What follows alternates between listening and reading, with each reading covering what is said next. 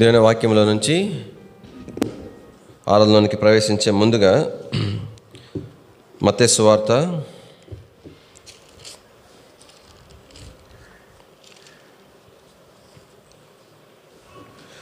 26వ అధ్యాయం. మత్తయి సువార్త 26వ అధ్యాయము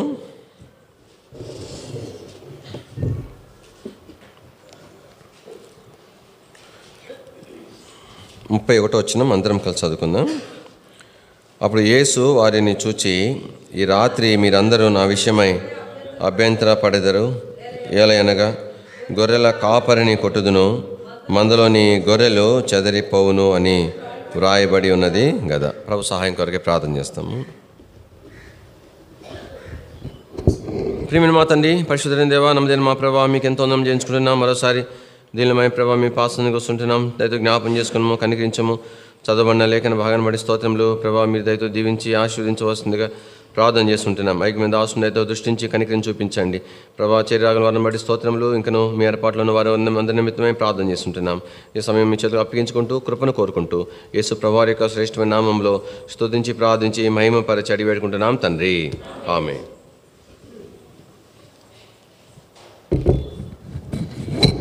ఈ దినాలలో ఆరాధన కొరకై ప్రభువైన యేసుక్రీస్తు వారి విషయమై రాయబడినటువంటి ప్రవచనాలు మనం కొంతమేర జ్ఞాపకం చేసుకుంటూ వస్తుంటున్నాము. దాంట్లో ఇక్కడ రాయబడినటువంటి ఒక ప్రవచనం, గొర్రెల కాపరిని కొట్టుదును, మందలోని గొర్రెలు చెదరిపోవును అని వ్రాయబడి ఉన్నది. కాబట్టి బాగా బట్టి మనకు అర్థమైపోతూ ఉంది, ప్రభువైన యేసుక్రీస్తు వారు ఆయన గొర్రెల కాపరి అని చూస్తుంటున్నాం. ఇక్కడ గొర్రెల కాపరి అయిన యేసు ప్రభువారు తండ్రి చేత ఆయన కొట్టబడ్డాడు. ఎంతగా కొట్టబడినాడంటే గొర్రెలు చెదిరిపోనంతగా ఆయన కొట్టబడినాడు. కానీ దేని ఒక వాక్యంలో ఇక్కడ మనం ప్రభుని ఆరాధించే ముందు మన ప్రభుని ఎవరిగా మనం చూస్తున్నామంటే గొర్రెల కాపరిగా మనము ప్రభుని చూస్తున్నాం. కానీ గొర్రెల కాపరి అయినటువంటి యేసు ప్రభుని మనము ఆరాధించడానికి చేరి వచ్చిన వారిగా ఉంటున్నాం. కానీ ఇక గొర్రెల కాపరి అయిన యేసు ప్రభు వారికి, ఈ కాపరికి ఉన్నటువంటి కొన్ని పేర్లు బైబిల్లో మనకు తెలిసిన పేర్లే. యోహాను సువార్త 10వ అధ్యాయము, యోహాను సువార్త 10వ అధ్యాయం 11వ వచనం, నేను గొర్రెలకు మంచి కాపరిని, మంచి కాపరి గొర్రెల కొరకు తన ప్రాణము పెట్టును. కాబట్టి మొట్టమొదటిగా మన ప్రభు ఆయన మంచి కాపరి.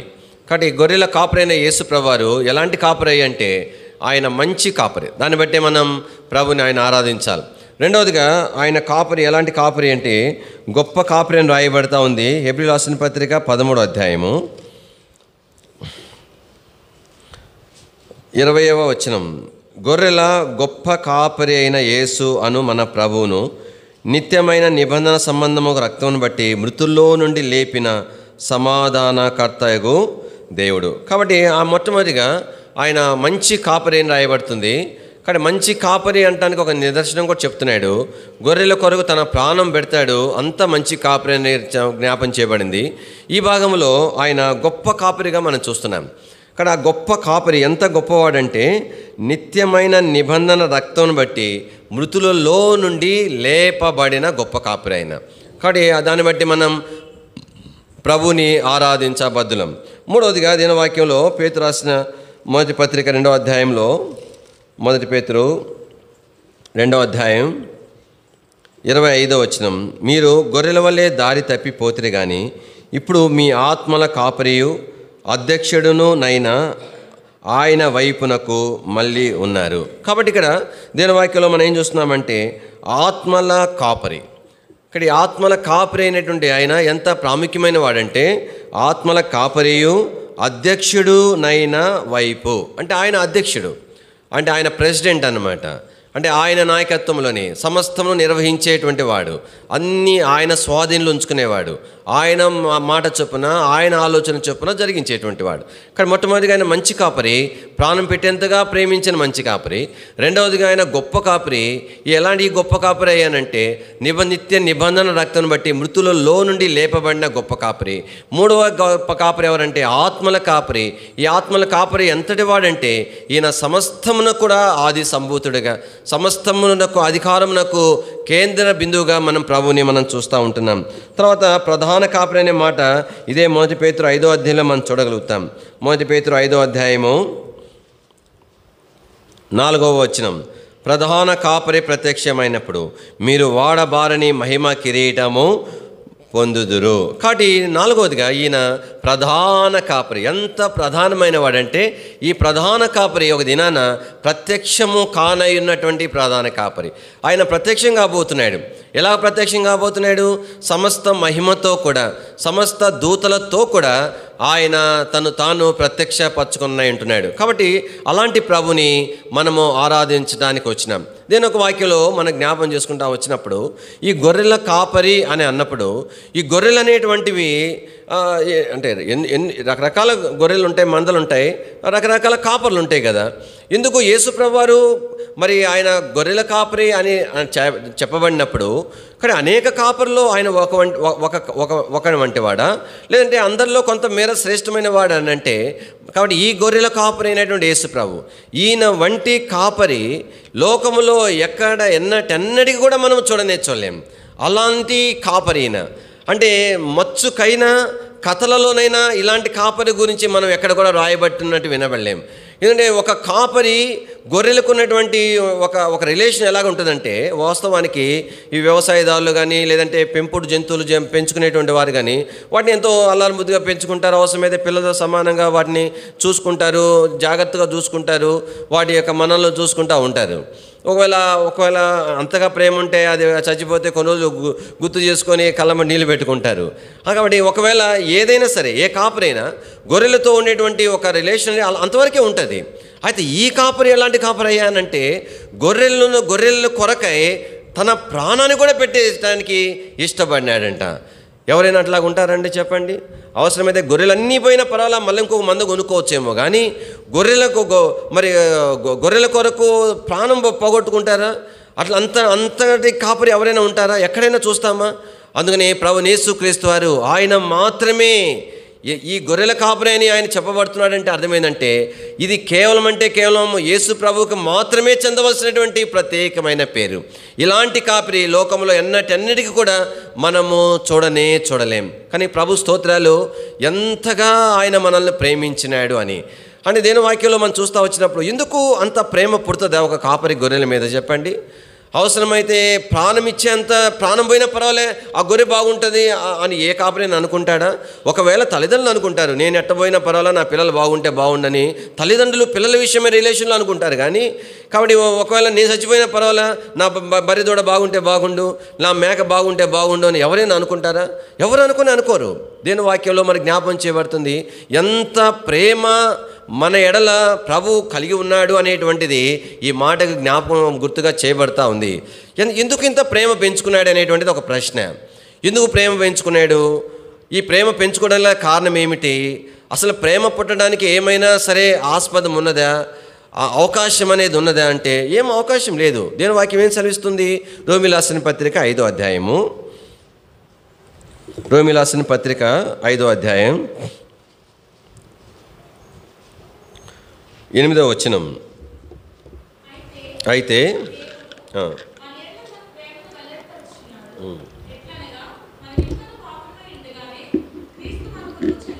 కాబట్టి దేవుడు మన తన ప్రేమ వెల్లడిపరచబడిన ప్రేమ ఎలా వెల్లడిపరిచినాడు? మనం ఇంకా పాపులుగా ఉండగానే. అంటే ఒక మాట చెప్పాలంటే మనల్ని రక్షించి మనకున్నటువంటి ఆత్మీయమైనటువంటి వికార స్వభావం తీసివేసిన తర్వాత ప్రేమించడం కొరకే ప్రాణం ఇచ్చింది కాదు. ఇంకా పాపులమైండుగానే పాపులమైన మనలను ఆయన ప్రేమించినాడు. అంటే ఇప్పుడు ఉదాహరణకు చెప్పాలంటే ఎవరైనా చాలా వికారమైన రూపం కలిగి ఉన్నారనుకోండి, ఒకవేళ వాళ్ళు మన బంధువులు అయితే మన బంధువులు అన్నటువంటి ఆ దృక్పథము ఆ దృష్టి పెట్టి ప్రేమించడానికి ప్రయత్నం చేస్తాం. చూడటానికి ఇంపితం కానంత అసహ్యంగా ఉండే ఒకవేళ ప్రేమ పుట్టచ్చు కొన్ని సందర్భాల్లో వేరే సంగతి, కానీ పుట్టడానికి వీలు లేని పరిస్థితులు ఎవరైనా ప్రేమిస్తారా? ఒకవేళ కనుక ఆ మనుషుడు ఎవరైనా సరే నన్ను ప్రేమించు అని అన్నప్పుడు నేను కూడా నిన్ను ప్రేమిస్తాను అనేటువంటి ఆలోచన నేను వచ్చినా కూడా ఆ మనిషిని చూసినప్పుడు నాకు ప్రేమ అనేటువంటిది కొంతైనా కలగాలి కదా. కొంత కలిగితే దాన్ని మరి ఇంకెక్కువ చేసుకుని ప్రేమించడానికి వీలవటానికి దేవుని వాక్యంలో జ్ఞాపం చేయబడుతుంది. మనం ఎలాంటి వారుగా ఉన్నప్పుడు మనల్ని ప్రేమించినాడంటే మనం పాపులుగా ఉన్నప్పుడు ప్రేమించినాడు. మన కొరకే పరలోకాన్ని విడిచిపెట్టి వచ్చేటపోసే దూతలు అడుగుంటారేమో, ప్రభా ఎక్కడికి వెళ్తున్నావు ప్రభా అంటే, లేదు ఇదిగో వారి కోసం వెళ్తున్నాను. వాళ్ళని చూస్తే ప్రభా వాళ్ళ ముఖాలు ఏంటి, నిలువెల్లా చెడిపోయినటువంటి వారు, చూడ వికారంగా ఉన్నటువంటి వారు, వారి కోసం నువ్వు వెళ్ళటం ఏంటి, ఈ మహిమ విడిచిపెట్టి వెళ్ళిపోవటం ఏంటి, అసలు వాళ్ళకి విషయమే నీకు ఎట్లా ప్రేమ పుట్టింది?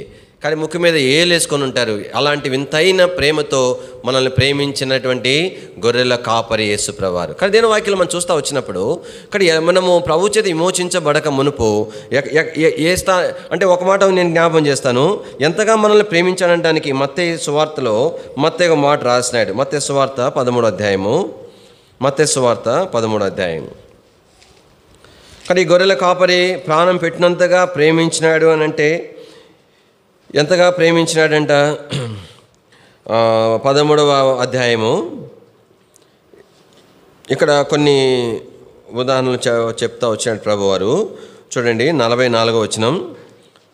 పొలంలో దాచబడిన ధనమును పోలి ఉన్నది పరలోక రాజ్యము. ఒక మనుషుడు దాన్ని కనుగొని దాచిపెట్టి అది దొరికిన సంతోషంతో వెళ్ళి తనకు కలిగినది అంతయు అమ్మి ఆ పొలమును కొనెను. తర్వాత 45వ వచనం. మరియు పరలోక రాజ్యము మంచి ముత్యములను వెదుగుచున్న వర్తకుని పోలి ఉన్నది. అతడు అమూల్యమైన ఒక ముత్యమును కనుగొని పోయి తనకు కలిగినదంతయు అమ్మి దాని కొనును.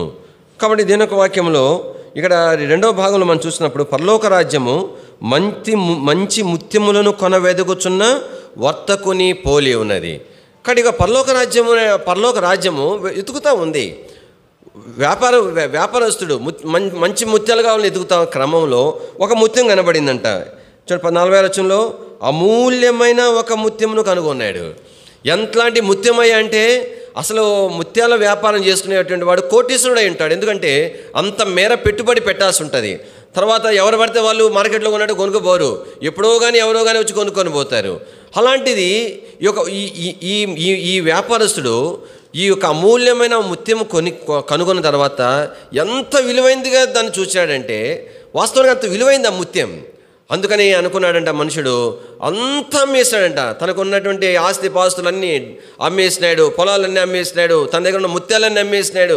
అన్నీ అమ్మేసి ఏం చేశాడంటే ఆ ముత్యాన్ని మరి దాన్ని కొనుక్కున్నట్లుగా దేవుని వాక్యంలో జ్ఞాపం చేయబడింది. కానీ ఆ యొక్క అమూల్యమైన ముత్యమే ఎవరో చెప్పండి.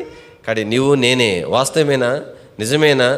అంటే దేవుడు మనల్ని ఎంతగా ప్రేమించాడు అనడానికి ఈ దేవుని వాక్యంలో ఇక ఉదాహరణ ప్రభు చెప్తున్నాడు. కాబట్టి ఎందుకు విలువ లేనటువంటి మనలను ఎంతో శ్రేష్టమైన వారుగా ఆయన మనల్ని ఎంచి, ప్రాణం పోయినా పర్వాలేదు అంతకంటే శ్రేష్టమైన వారు అని నన్ను ఎంచి ఆయన ప్రేమించి గొర్రెల కాపరిగా ఈ లోకానికి ప్రభు వచ్చినాడు. దేవుని వాక్యంలో మనం చూస్తూ వచ్చినప్పుడు ఇంతకు మునుపు ఎలాంటి స్థితిలో మనం ఉన్నామనంటే మరి ప్రభు యొక్క కాపరత్వంలోనికి రాక మునుపు దేవుని వాక్యంలో కీర్తనలు 49వ కీర్తన, కీర్తనలు 49వ కీర్తన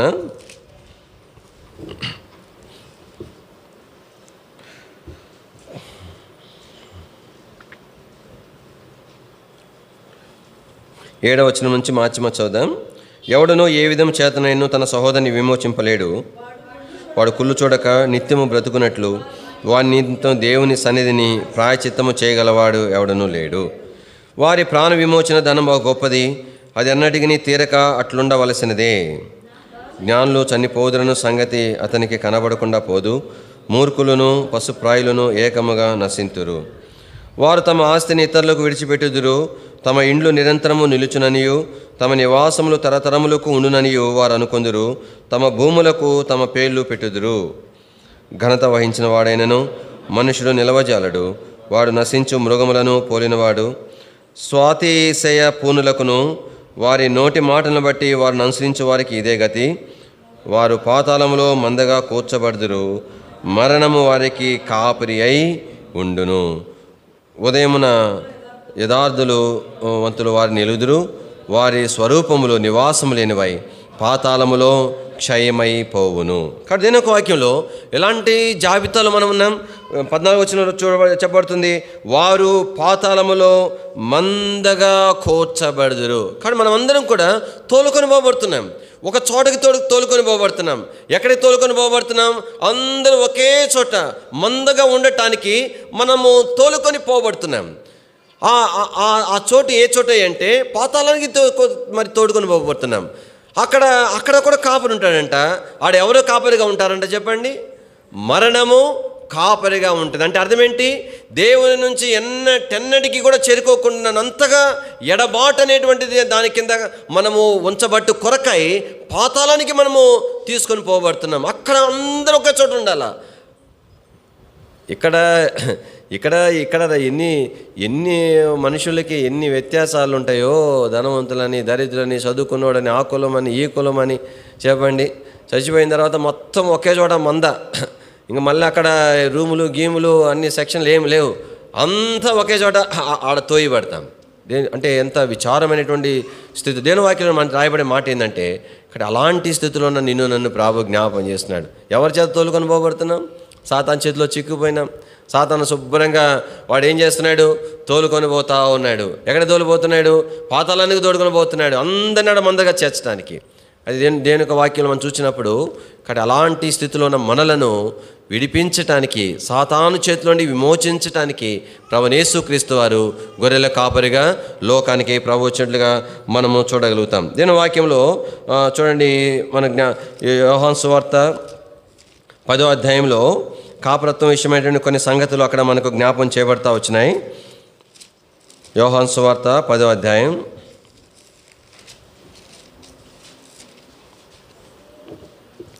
యోహాను సువార్త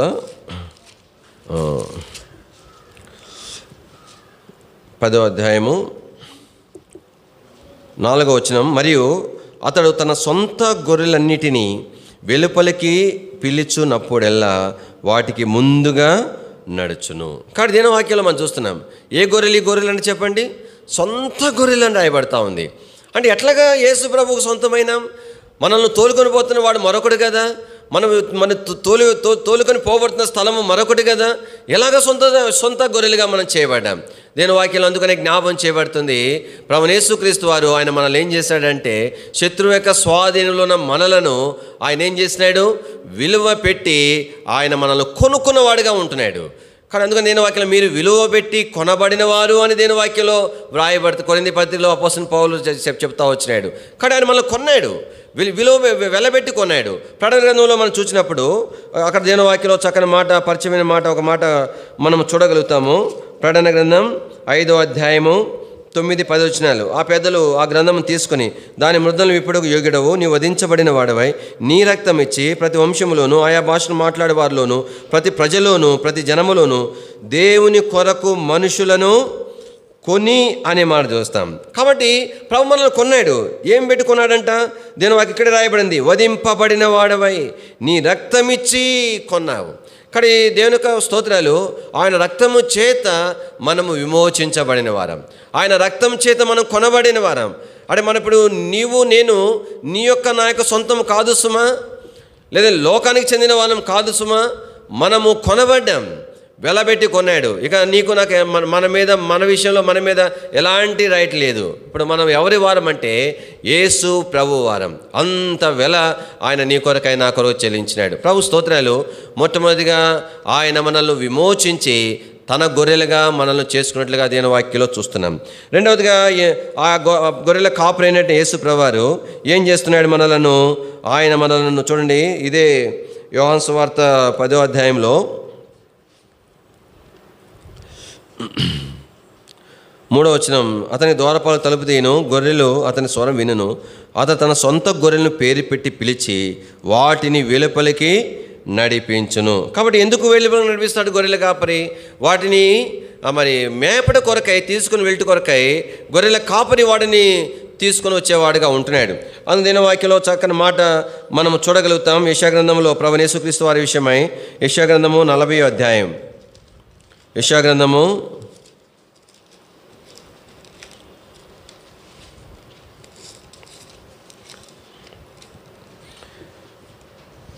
40వ 40వ అధ్యాయము 11వ వచనం.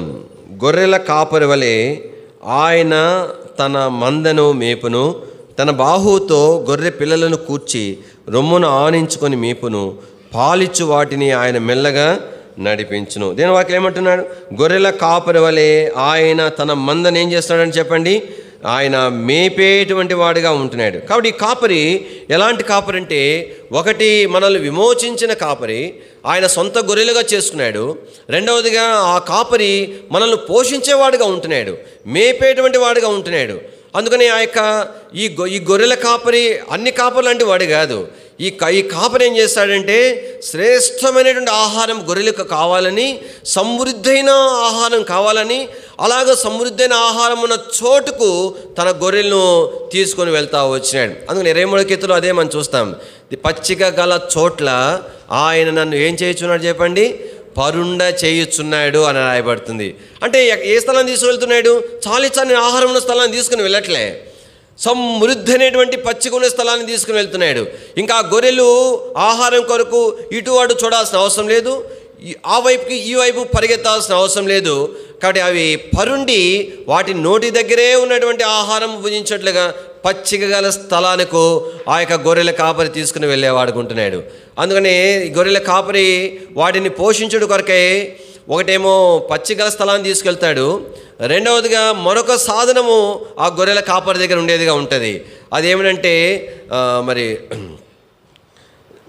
దండము అనే మాటకి 23వ కీర్తనలో చూస్తాం. దండం అంటే అర్థం ఏంటంటే, ఈ మేకలు కానీ గొర్రెలు కాసుకునే వాళ్ళ దగ్గర పొడవాటి కర్ర ఉంటుంది. ఆ కర్ర ఎప్పుడైనా మీరు చూసారు, అది ఇట్లా భుజం మీద పెట్టుకొని ఇట్లా పెట్టుకొని పోతూ ఉంటారు వాళ్ళు, లేదంటే ఇట్లా పెట్టి ఊపుకుంటూ పోతూ ఉంటారు. అది చివరిలో ఒక కొడవలకి కట్టి ఉంటుంది. ఎందుకోసమయ్యా అదంటే, కానీ మరి పైన గొర్రె అంటే ఆ పశువులకి అందనటువంటి ఎత్తులో ఉన్నటువంటి ఆ యొక్క కొమ్మలను ఏం చేస్తారంటే వాటిని కిందకు వంచడం కానీ, అవి పైనుండి కోసి వాటి కొరకు ఆహారం గుడి కొరకై ఆ యొక్క దండము అనేటువంటిది కాపరి దగ్గర ఉండేదిగా ఉంటుంది.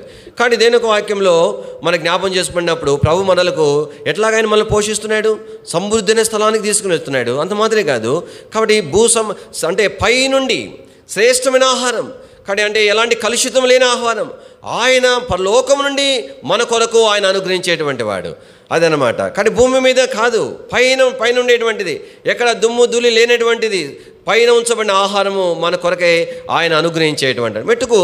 అదే కీర్తనలో అంటాడు, శాంతికరమైన జలముల యొద్దకు నన్ను నడిపించుచున్నావు అని అంటాడు. అంటే అర్థమంటే పారేటువంటి నీటిని గొర్రెలు తృప్తిగా దాగలేవు, ఒకే చోట ఉన్నటువంటి స్వచ్ఛమైన నీటి యొద్దకు ఆ యొక్క గొర్రెల కాపరి వాడని తీసుకువెళ్తున్నాడు. కాబట్టి దేని వాక్యంలో మొట్టమొదటిగా ఆయన తన సొంత గొర్రెగా చేసుకున్నాడు, రెండవదిగా సమృద్ధైనటువంటి పరలోక సంబంధమైనటువంటి ఆరోగ్యకరమైనటువంటి సంతృప్తినిచ్చేటువంటి ఆహార పానీయం ఉండేటువంటి స్థలమునకు ఆయన మనలను తోడుకొని వచ్చిన వాడుగా ఉంటున్నాడు. కాబట్టి ఆ యొక్క స్థలమే దేవుని యొక్క మందిరముగా మనం చూడగలుగుతాం. కానీ ప్రభు స్తోత్రాలు, ఈ మంచి కాపరి ప్రాణమించందుగా ప్రేమించినాడు, ప్రాణమే ఇచ్చిన ఆ కాపరి ఆయన మనల్ని తన రక్తమిచ్చి కొని దేవుని యొక్క మందిరానికి ప్రభు మనల్ని చేర్చి మన కొరకై అవసరమైన ఆహారమును మన కొరకు సిద్ధపరిచేటువంటి వాడిగా ప్రభుని మనము చూస్తూ ఉంటున్నాం. దేవుని వాక్యంలో మూడవదిగా మనం జ్ఞాపం చేసుకుంటూ వచ్చినప్పుడు ఇదే క్లుప్తంగానే ఒకటి మాటలు జ్ఞాపం చేస్తాను. యోహాను సువార్త 10వ అధ్యాయం, యోహాను సువార్త 10వ అధ్యాయము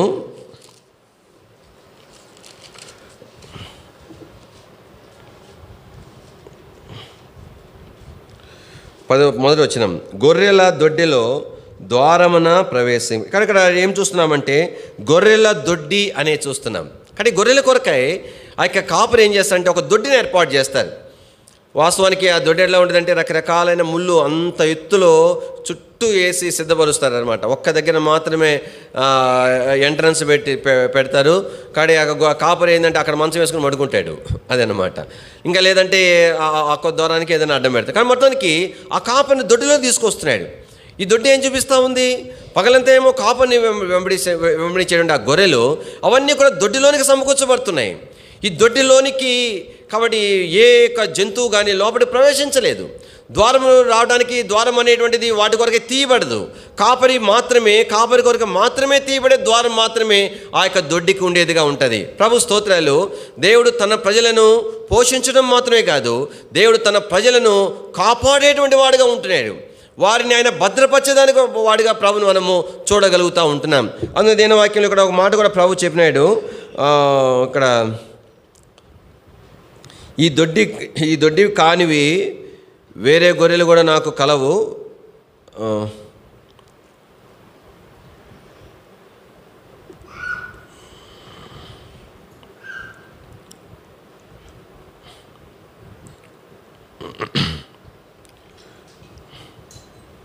పదహారవ వచనం, ఈ దొడ్డివి కాని వేరే గొర్రెలను నాకు కలవు, వాటిని కూడా నేను తోడుకొని రావలెను.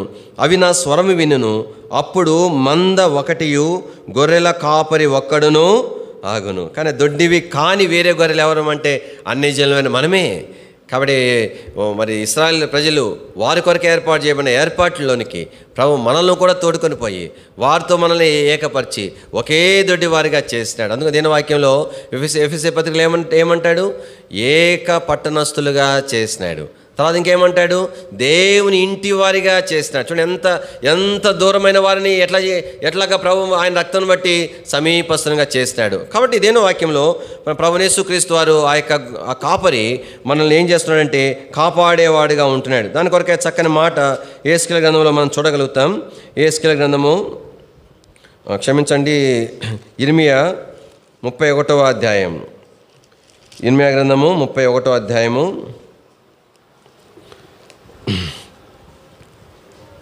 10వ వచనం, జనులారా యెహోవా మాట వినుడి, దూరమైన ద్వీపములోని వారికి ప్రకటించుడి, ఇశ్రాయేలును చెదరగొట్టిన వాడు వాని సమకూర్చి గొర్రెల కాపరి తన మందను కాపాడునని తెలియజేయుడి. కనుక ప్రభు స్తోత్రాలు. కానీ దేని వాక్యంలో మన ప్రభు ఎలాంటి వాడుగా ఉంటున్నాడంటే ఆయన మనల్ని కాపాడేటువంటి వాడుగా ఉంటున్నాడు. కానీ మొట్టమొదటిగా మనం ప్రభువుని చూస్తున్నాం. ఆయన మనల్ని కొన్ని సొంత గొర్రెలుగా చేసుకున్నాడు. రెండవదిగా ఆయన మనల్ని పోషించేవాడుగా ఉంటున్నాడు. మూడవదిగా ఆయన మనల్ని కాపాడేవాడుగా ఉంటున్నాడు. నాలుగవదిగా అందుకని ఈ కాపరి ప్రత్యేకమైన వాడని చెప్పినాను. ఈ గొర్రెల కాపరి ఏం చేస్తాడంటే చెప్పండి, ప్రతి గొర్రెకు కూడా ఒక పేరు పెడతాడంట. ఏ కాపరి అట్లా మనం పెట్టడం అనేది లోకంలో చూడలేం. ఆ గొర్రెలు అన్నీ గుర్తుంటాయి, సహజంగా కాపర్లకి అనేది గుర్తుంటాయి. నేను ఒకసారి చాలా ఆశ్చర్యపోయినాను. ఒక కాపరి ఏం చేశాడంటే వేరే వాళ్ళ గొర్రెలు కూడా ఈయన దోలుకొని పోయిన తర్వాత దొడ్డిలోనికి వదిలినాడు అనమాట. పోతా ఉంటే ఈయన ఏం చేస్తాడంటే పోయే వాటిని కొన్ని పట్టుకొని ఇట్లా పక్కకు లాగేస్తున్నాడు. నాకు అర్థం కాలేదు ఎందుకు ఇలాగంటే ఇవి మాయ కాదు, వేరే వాళ్ళ గొర్రెలు కూడా మేము కాసినాము అని చెప్తే నాకు అర్థం కాల. ఎంత అట్ట చూసినా కూడా దానికి ఏమీ తేడా ఉందో నాకైతే కనిపించలే. మొత్తానికి ఆ కాపర్లకు మాత్రమే అర్థమయ్యేది జ్ఞానం అది. సరే, మన ప్రభు ఎలాంటి వాడు? దీని వాక్యంలో యోహాను సువార్తలో మనము ఇదే భాగంలో మనం చూస్తూ వచ్చినాం. యోహాను సువార్త 10వ అధ్యాయంలో 3వ వచనం, అతని ద్వారపాలకుడు తలుపు తీయును, గొర్రెలు అతని స్వరం వినును, అతను తన సొంత గొర్రెలను పేరు పెట్టి పిలిచి వాటిని వెలుపలికి నడిపించును. దేని వాక్యంలో కాబట్టి ఆ యొక్క గొర్రెలకు మరి పేరు పెట్టి పిలిచేవాడుకుంటున్నాడు. ప్రతి గొర్రె కూడా ఎంత దేవునికి ప్రాముఖ్యమైంది. గొర్రెలు ఆయన స్వరము వినేగా ఉంటున్నాయి. కానీ ఇంకో నువ్వు నేను పోతే అవేమి వినవు, వాటి చెవులు నిక్కరించవు. కాబట్టి వాడి తేడాగా తెలుసు ఆ గొర్రెలుగా నా కాపరి, కాబట్టి నన్ను కాసేవాడు, నన్ను భద్రపరిచేవాడు, నన్ను పోషించేవాడు ఎవరని ఆ గొర్రెలు ఎరిగినవై ఆ యొక్క కాపరి స్వరాన్ని వినేగా ఉంటున్నాయి. ప్రభు స్తోత్రాలు. ఆయన అపారమైన కనికరుని బట్టి ఆ మంచి కాపరి మనల్ని ఏం చేస్తాడు చెప్పండి, తన స్వరమును మనకు వినిపింపజేస్తున్నాడు. కానీ దీని వాక్యంలో ఎంత శ్రేష్టమైనటువంటిది. ఆయన స్వరమును గుర్తించేవారుగా చేసినాడు, ఆయన పిల్లలుగా అందుకని ఆయన వెంబడించేవారుగా చేసినాడు. కాబట్టి ఆయన యొక్క స్వరం అనేటువంటిది ఆయన ప్రజలుగా మనం మాత్రమే ఎరుగుదాం. కానీ నా ప్రభు నాతో మాట్లాడినాడు, ఈ వాక్యం ద్వారా ఇలాగ చేయమన్నాడు, ఈ వాక్యం ద్వారా ఇలా చేయొద్దన్నాడు అని మనం చెప్పగలుగుతున్నాము. కుడికి కానీ ఎడమ కానీ తొలగినప్పుడు వెనక నుండి ఆ స్వరం వినబడతా ఉంది. ఏమని? ఇదే త్రోవ, ఇందులో నడుచుకోండి అనే స్వరం వినబడతా ఉంది. కానీ ప్రభు స్తోత్రాలు, ఆయన మన జీవితంలో ఆయన మనతో మాట్లాడేటువంటి దేవునిగా కాపరిగా మనం చూస్తూ ఉంటున్నాం. కానీ ప్రభుని మనం ఆరాధించే మునుపు ఈ తలంపులు మన హృదయంలో ఉంచుకున్న వారమై మనం ప్రభుని ఆరాధిద్దాం. 4 సంగతులు ప్రభుని గురించి చూసాం. మొట్టమొదటిగా ఆయన మంచి కాపరి, గొర్రెల కొరకు తన ప్రాణం పెట్టినాడు. రెండవదిగా ఆయన ఎలాంటి కాపరి అంటే మరి గొప్ప కాపరి అని మనం చూస్తూ వచ్చినాం. ఆ గొప్ప కాపరి ఎలాంటి కాపరి? ఆయన నిత్య నిబంధనమైన రక్తం బట్టి మృతులలో నుండి లేపబడినటువంటి గొప్ప కాపరి. మూడవ కాపరి మనం చూస్తూ వచ్చినాం, ఆయన ఆత్మల కాపరి అనే మాట మనం చూస్తూ వచ్చినాం. కాబట్టి ఆత్మల కాపరి అనే మాట ఒక మాట మనం జ్ఞాపం చేసుకుంటూ వచ్చినాము.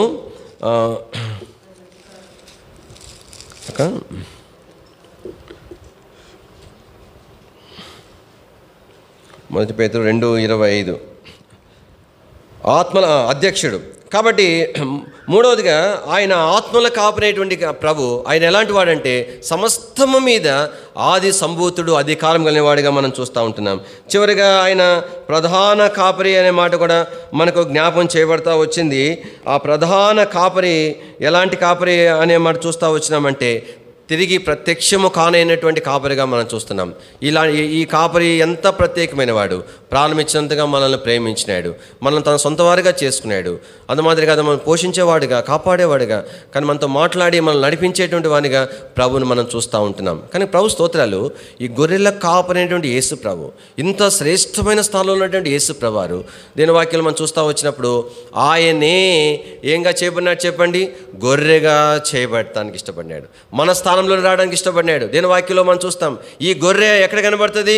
మనం ఇంతకుముందు జ్ఞాపం చేసుకునే రీతిగా అది మళ్ళీ తిరిగి ప్రకటన గ్రంథంలో మనం చూడగలుగుతాం.